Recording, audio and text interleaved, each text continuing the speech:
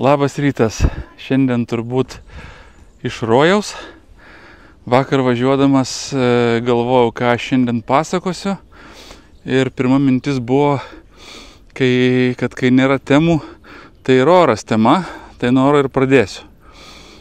Išvažiavau vakar iš Austrijos, tokio slidininkų kaimelio. Užsidėjau navigaciją čia prie Komo ežero į tokį miestelį. Na ir pradėjau važiuoti. Bevažiuojant oras buvo gražus, tai bevažiuojant iki Bolzano, tai temperatūra pakilo iki 34 laipsnių. Ką tai reiškia? Tai reiškia, reikėjo persirenginėti, reikėjo vėl dėtis šius vasarinius batus. Jau net ir su vasarinė forma buvo klaikiai karšta, neturėjau netgi kur dėtis.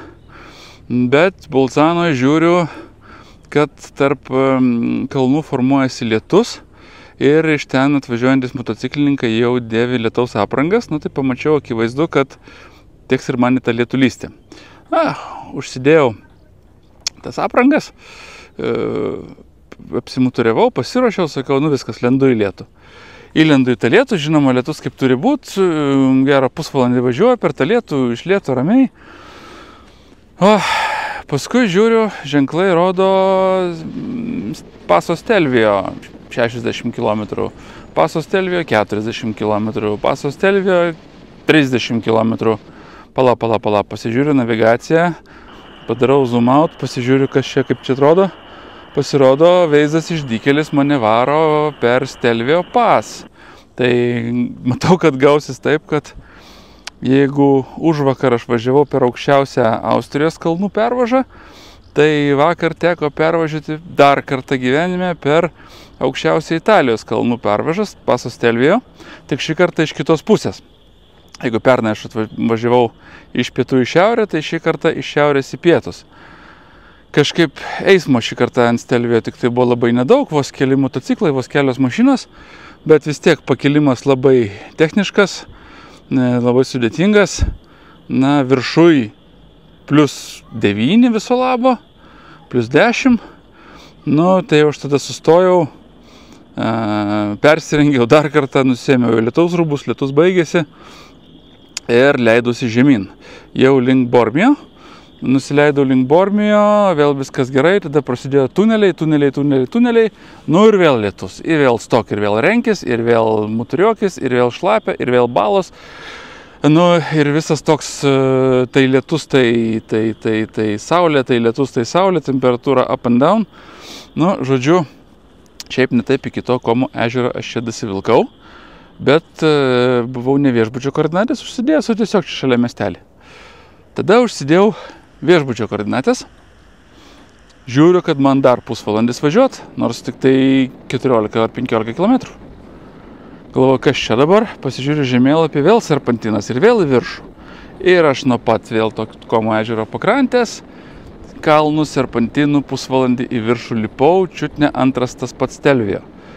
Tai užsimainojau čia į tą kalną, o čia pasirodo, wow, klausykit, kalno šlaite, rytinėme šlaite, su vaizdu į Komo ežerą, su vaizdu čia, nu, net sunku papasakot, kaimo turizmo tokia vieta, viešbutėlis, savo restoranėlis, viską čia vietoj patys augina, šeima pati dirba, vakarienė taip pat ant stalo, viską tik apšokinėja ir aš supratau, kad aš čia šiandien niekur nevažiuoju. Ir lieku čia dar vienai nakčiai, kadangi dar prisikaupė darbų. Tai vat jau vieną darbinį skambutį šiandien iš ryto turėjau.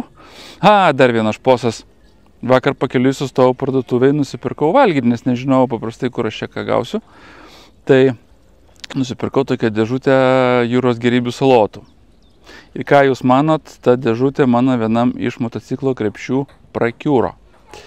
Ir tai reiškia, kad tas visas alyvo aliejus, ar koks ten aliejus, kame ten viskas tai buvo, atsidūrė mano visam šoniniam krepšy.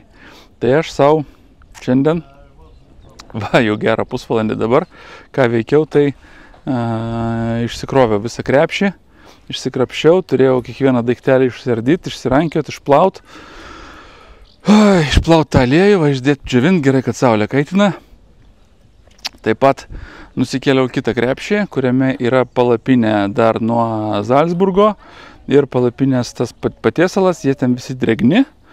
Tai irgi čia paprašiau, davė man tokį, parodė kaip užlipti ant pavėsinės stogo, tai visus daiktus savo išsitiesiau, išsipakavau, dabar tegu džiūsta. Visi gerai išdžius, vėl susipakosiu ir galėsiu savo jau ramiai toliau važiuoti.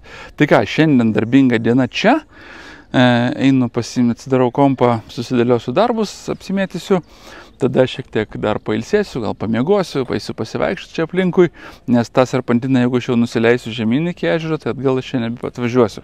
Tai panašu, kad motociklas šiandien ilsėsis, aš taip pat, na, o jau rytoj pradėsim kelionę tolyn, žiūrėsim kur, į Šveicariją, gal prie jūros bus matyti, pagal nuotaiką. Ačiū visiems tada žiūrėjusiems, geros visiems darbingos savaitės ir iki kitų kartų. Sudėjau.